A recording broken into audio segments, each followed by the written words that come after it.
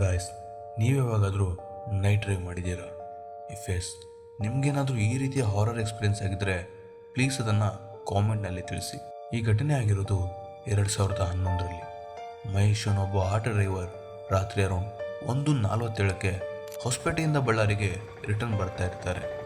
ಹೀಗೆ ಅವರು ತುಂಗಭದ್ರಾ ಬ್ರಿಡ್ಜನ್ನು ದಾಟಿ ಸ್ವಲ್ಪ ಮುಂದೆ ಬಂದಾಗೆ ಬಿಳಿ ಬಟ್ಟೆ ಹಾಕೊಂಡಿರೋ ಒಬ್ಬಳು ಹೆಂಗಸು ಹೈವೇ ಪಕ್ಕದಲ್ಲಿ ನಿಂತ್ಕೊಂಡಿರೋದನ್ನು ನೋಡಿ ತಮ್ಮ ಗಾಡಿಯನ್ನು ನಿಲ್ಲಿಸಿ ಎಲ್ಲಿಗೆ ಮೇಡಮ್ ಅಂತ ಕೇಳ್ತಾರೆ. ಇಲ್ಲಿ ಸ್ಟ್ರೇಂಜ್ ಏನು ಅಂದರೆ ಆ ಹೆಂಗಸು ಇವ್ರನ್ನ ನೋಡ್ತಾನೂ ಇರಲಿಲ್ಲ. ಲೈಕ್ ಸ್ವಲ್ಪ ಕೂಡ ಅಲ್ಲಾಡದೆ ಅಲ್ಲೇ ನಿಂತ್ಕೊಂಡು ಬಳ್ಳಾರಿ ಅಂತ ಹೇಳ್ತಾಳೆ. ಮಹೇಶ್ಗೆ ಇದು ವೇಡ್ ಅಂತ ಅನಿಸಿದ್ರು ಕೂಡ ಅವರು ಅವಳನ್ನ ಹತ್ತಿಸ್ಕೊಂಡು ಹೊರಡ್ತಾರೆ.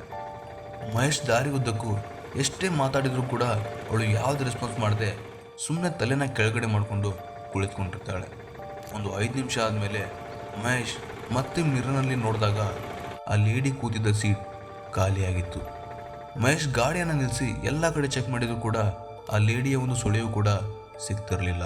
ಬಟ್ ಆ ಒಂದು ಬ್ಯಾಕ್ ಸೀಟ್ ತುಂಬಾ ಕೋಲ್ಡಾಗಿ ಅನ್ನಿಸ್ತಾ ಇತ್ತಂತೆ.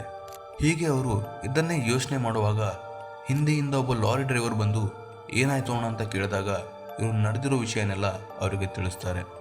ಆಗ ಲಾರಿ ಡ್ರೈವರ್, ಇದು ನಿಮಗೆ ಮಾತ್ರ ಅಲ್ಲ, ಇಲ್ಲಿ ಓಡಾಡೋ ಸುಮಾರು ಜನರಿಗೆ ಇದೇ ಥರದ ಎಕ್ಸ್ಪೀರಿಯನ್ಸ್ಗಳು ಸುಮಾರು ಬಾರಿ ಆಗಿವೆ ಅಂತ ಹೇಳಿ ಇವ್ರನ್ನ ಸಮಾಧಾನ ಮಾಡಿ ಕಳಿಸ್ತಾರಂತೆ.